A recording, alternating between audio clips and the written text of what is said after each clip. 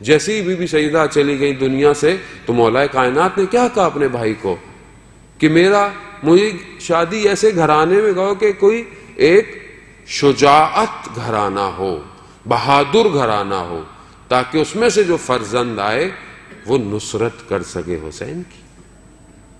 یعنی مانگا ہی حسین کے لیے تھا حضرت عباس کو.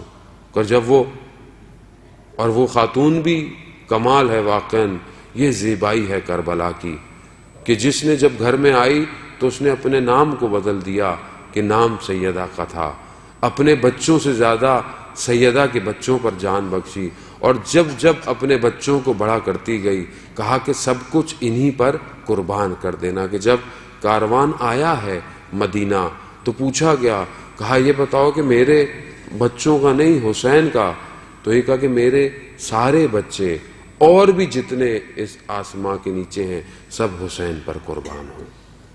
یہ نہیں کہا کہ کیا ہوا. عزیزان بعض اوقات ہمارے شعروں کے اندر ہم اپنے ائمہ کو بہت مظلوم بیچارہ کر کے ایسے الفاظ استعمال کرتے ہیں، مگر میری بیوی کیا کہتی ہیں دربار میں کھڑا ہو کر کہ ماں رہے تو اللہ جمیلہ، میں نے جمال اور خوبصورتی کے سوا کربلا میں کچھ دیکھا ہی نہیں.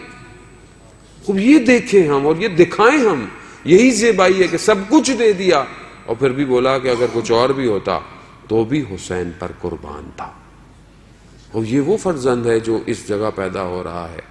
اور جب مولا کائنات دنیا سے گئے ہیں، شہید ہوئے ہیں، تو یہ 14 یا 16 سال کا ہے، چھوٹا ہے. بلکہ سب سے بڑا بیٹے جو رہے ہیں حضرت عباس ہیں، ان سے بڑے حضرت زینب اور امام حسین علیہ السلام اور امام حسین، اور پھر انہی کی پرورش میں حضرت عباس بلند ہوئے ہیں.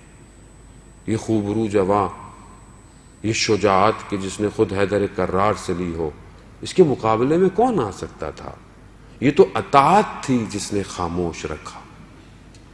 خوب یہی اطاعت کہ جو اپنے والد سے لی کہ جہاں تلوار چلانی ہے وہاں تلوار چلے گی، جہاں پر خاموش رہنا ہے وہاں خاموش رہنا ہے.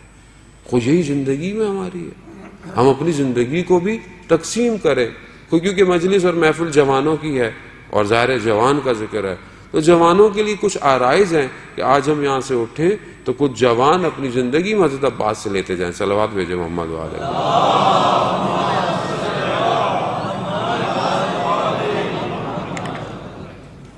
دیکھیے کچھ چیزیں جوان کے اندر پائی جاتی ہیں اور جوان اسی سے اپنے آپ کو بہتر کر سکتا ہے. ایک جوان کے اندر کیا ہے کہ جوان بہت جلدی سے چیزوں کو قبول کر لیتا ہے. وہ جوان ہے، ابھی آپ دیکھیں جوان سے پوچھیں، جوان کو کوئی نئی چیز دیں، ٹیکنالوجی دیں، کوئی علم دیں، فوراً قبول کر لے گا. اس کے اندر یہ جو تبدیلی کو قبول کرنے کی صلاحیت ہے یہ زیادہ پائی جاتی ہے. تو اگر اسی جوان کو اچھی چیز اور اچھائی کی طرف متوجہ کیا جائے، جبکہ خود یہ جوان اچھائی کی طرف متوجہ ہو، تو حق کو اور چیزوں کو بہت تیزی سے قبول کر سکتا ہے. اور ہمیں بھی یہی دیکھنا چاہیے کہ ہم بعض اوقات اپنے بچوں کی تربیت کرتے ہیں، چیزیں کرتے ہیں، جوانوں کے لیے کرتے ہیں، تو آپ یہ تھا کہ جوان اچھائی بھی بہت تیزی سے قبول کرتا ہے، برائی بھی بہت تیزی سے قبول کرتا ہے. اب جو جس طرح کا اسے ماحول ملے گا وہ اس چیزوں کو حاصل کر لے گا. اور یہی ہے کہ میرے چھٹے امام جعفر صادق علیہ السلام، اللہم صلی علی محمد وعلی محمد،